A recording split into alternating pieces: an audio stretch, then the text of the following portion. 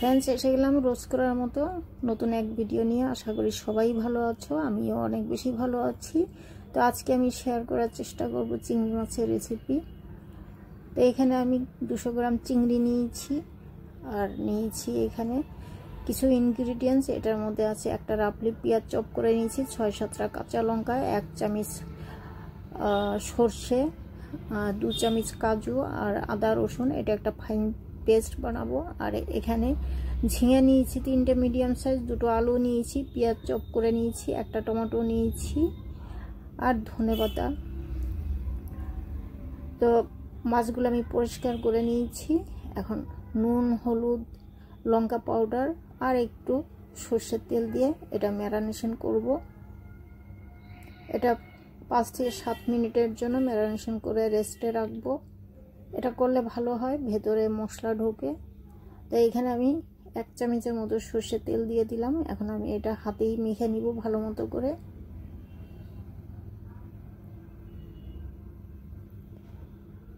একটু সর্ষের তেল দিলে ভালো হয়, এটা ভাজাটা খুব ভালো হয়, দেখতেও ভালো লাগে। তো এটা আমি মেখে সাইডে রাখলাম। আর এই পেস্টটা আমি এখন বানিয়ে নিব। আর এখানে মশলা নিয়েছি হলুদ, লঙ্কা, জিরে পাউডার, ধনে পাউডার। তো পেস্টটা আমি এখন বানিয়ে নিচ্ছি। লঙ্কাটা এইখান থেকে 5-6টা কাঁচা লঙ্কা, পেঁয়াজ 2টো ছোট সাইজ পেঁয়াজ, 3 থেকে 4টে আদা, কিছু রসুনের কোষ, 1 চামচ 1 table spoon mustard seeds, 1 table spoon কাজু।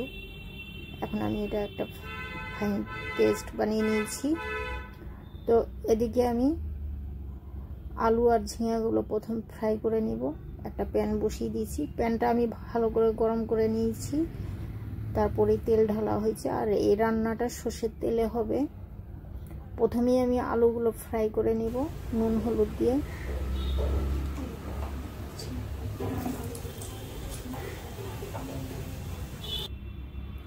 কড়াইটা গরম করে নিতে হবে, নইলে সেটে যাবে। যেটাই ফ্রাই করি না কেন সেটে যাবে, মাছটা তো আরোই সেটে যায়। তো এর জন্য মাছে আমি একটু তেল দিয়ে দিয়েছি ম্যারিনেশনের সময়। আর কড়াইটা ভালো মতো করে গরম করা হয়েছে। তো এখানে সামান্য নুন আর হলুদ দিয়ে আলু ফ্রাই করে নিচ্ছি। চাইলে তোমরা হলুদ নুন ছাড়াই ফ্রাই করতে পারো। তো আমার মনে হয় হলুদ নুন দিয়ে ফ্রাই করলে ভালো হয়, নুনটাও ভেতরে ঢুকে আর হলুদ দিলে কালারটাও দেখতে ভালো লাগে। তো আলুগুলো আমার ফ্রাই করা হয়ে গেছে। একই তেলে আবার আমি ঝিঙেগুলো ফ্রাই করে নিব।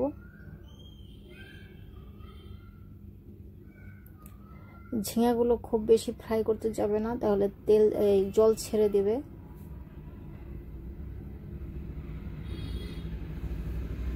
এখানেও আমি ঝিঙেতেও আমি সামান্য হলুদ আর নুন অ্যাড করলাম।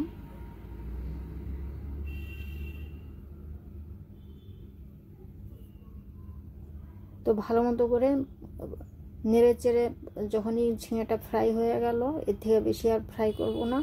তো এটার টেস্টটা ভালো পাওয়া যাবে না। আর এটার ভেতরে যে জল, এই জলটা ছেড়ে দেবে। তার আগে আমি নামিয়ে দিলাম। তো এই তেলের মধ্যে আমি আরও তেল অ্যাড করে দিচ্ছি। চিংড়িটা আমি ফ্রাই করে নিব।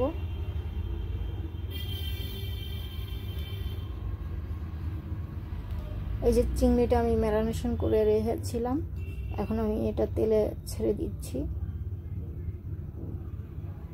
এই চিংড়িগুলো খুব বেশি ভাজতে লাগে না। হাই হিটে যদি ফ্রাই করো তো খুব বেশি ভাজবে না, তাহলে চিংড়ি শক্ত হয়ে যাবে।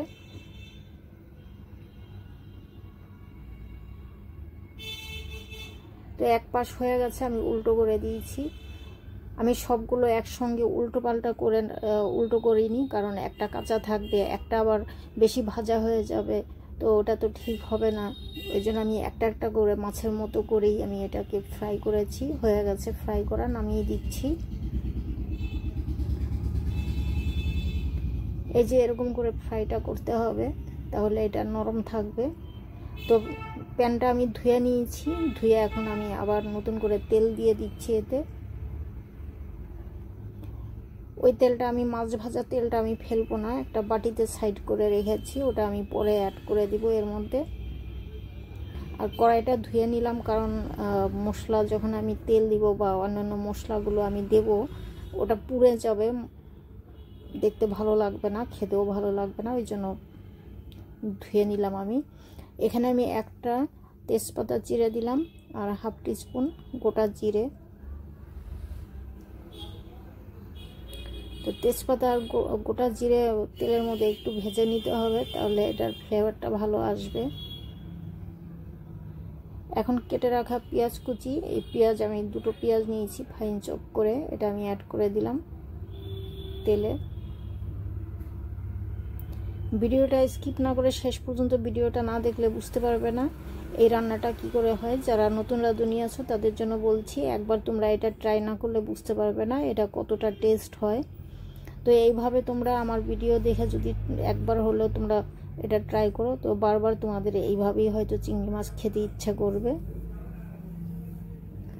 তো এখন আমি পেঁয়াজগুলো খুব বেশি লাল করিনি, পেঁয়াজ খুব বেশি লাল করলে এই পেঁয়াজ গলতে চায় না, ওই জন্য আমি পেঁয়াজগুলো লাল হওয়ার আগেই টমেটো দিয়ে দিলাম আর স্বাদ মতো নুন অ্যাড করেছি এতে।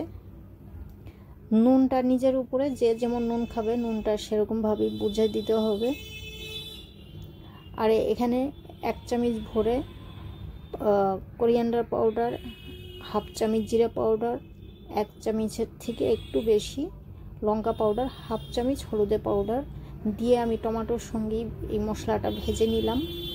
এই যে আমি পেস্টটা বানিয়েছিলাম, কাজু, লঙ্কা, পেঁয়াজ, আদা, রসুন আর মাস্টার্ড সিড, এই পেস্টটাই আমি বানিয়েছিলাম। এই পেস্টটা দিলে এটার স্বাদ দ্বিগুণ বেড়ে যায়। এটাই হয়েছে এই রেসিপির মেন ইনগ্রিডিয়েন্টস এটাই। তো এটা যদি তোমরা একটু অ্যাড করতে পারো খুবই ভালো, অনেক মজা হয় এই তরকারিটা। তো এখানে আমি মিক্সির জারটা ধুয়ে জলটা অ্যাড করে দিলাম। এখন ভালো মতো করে মশলা কষে নিতে হবে, যতক্ষণে এটা থেকে তেল না উঠবে ততক্ষণ কষে যেতে হবে, ধৈর্য ধরে একটু কষতে হবে, তবেই তো মজার তরকারি হবে।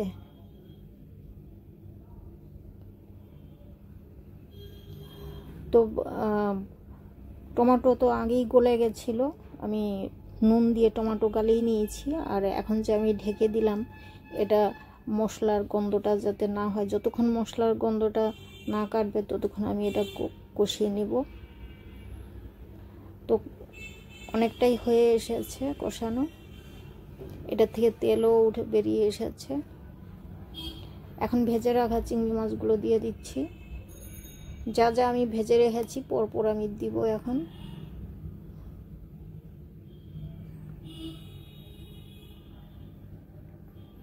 তো এটা আমি আর বেশি কষাবো না, কারণ আগে এগুলো ভেজে রেখেছিলাম। ভেজে রাখা আলুগুলো অ্যাড করে দিচ্ছি।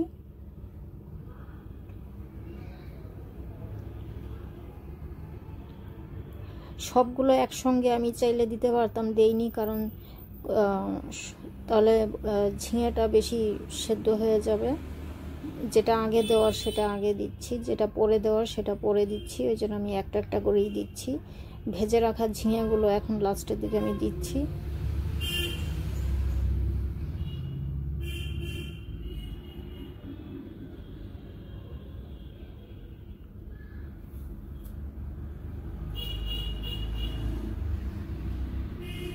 এই তো সব সবজিগুলো দিয়ে দিলাম, এখন এটা নেড়ে চেড়ে কষে নিচ্ছি। এই তো হয়ে গেছে কষানো। এখানে আমি 2.5 কাপ জল দিয়েছি, উষ্ণ গরম জল। উষ্ণ গরম জল দিলে তাড়াতাড়ি হয়ে যাবে, নইলে ঠান্ডা জল দিলে অনেকটাই টাইম লেগে যায়।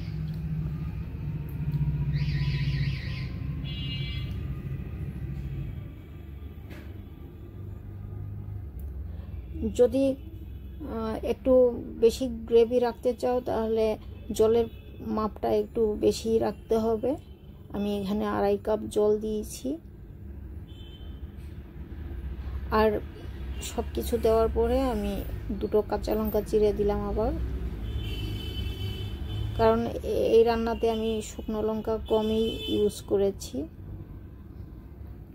তো 10 মিনিটের জন্য আমি ঢেকে দিয়েছিলাম। 10 মিনিট পর আমি ঢাকনা খুলে একবার চেক করে দেখছি কেমন হয়েছে। আর একটু সেদ্ধ হবে, আর একবার ঢেকে দিতে লাগবে। তো তোমরা দেখে বুঝতেই পারছো এটা কতটা টেস্ট হয়েছে। আমি তো বলে বোঝাতে পারবো না, তোমরা যতক্ষণ টেস্ট না একবার ট্রাই না করবে।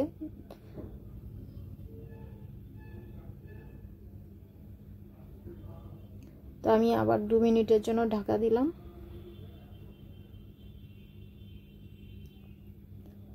2 মিনিট পর ঢাকনা খুলে দিচ্ছি। এই তো হয়ে গেছে। আমি আর ঝোল শুকাবো না, এখন ফ্রেশ ধনেপাতা দিয়ে নামিয়ে দেব।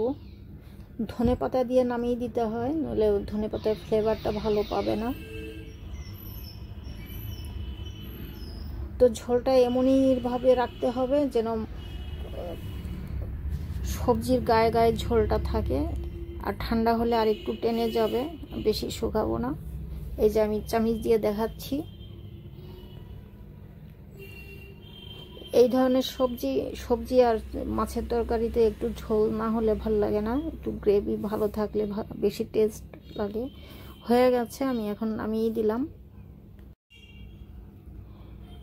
আশা করি আমার এই ভিডিও তোমাদের ভালো লাগবে। ভালো লাগলে লাইক অ্যান্ড শেয়ার করতে ভুলবে না। আমার চ্যানেলটা সাবস্ক্রাইব করে রাখবে। নিত্য নতুন ভিডিও পেতে হলে সাবস্ক্রাইব করে রেখো। আমি রেগুলার ভিডিও দেই। আমার ভিডিও দেওয়ার টাইম চেঞ্জ হয়ে গেছে, এখন আমি 7টা থেকে 7:30, 8টার মধ্যে ভিডিও ছাড়ি। তোমরা যারা আমার ভিডিও দেখতে পছন্দ করো তারা কমেন্টস করে জানাবে আমার এই চিংড়ি মাছ, আলু আর ঝিঙের রেসিপিটা কেমন লেগেছে। তো তোমরা আশা করব তোমরাও একবার এইভাবে যদি ট্রাই করো তো তোমাদেরটা আরও বেশি ভালো হবে। তো এটা একবার হলো তোমরা ট্রাই করো আর আমাকে জানাও। তো আজকের মতো এখানেই, আবার দেখা হবে নতুন ভিডিও নিয়ে। ভালো থেকো, সুস্থ থেকো। আর এই ধরনের ভিডিও পেতে হলে চ্যানেলটা অবশ্যই সাবস্ক্রাইব করে রাখবে।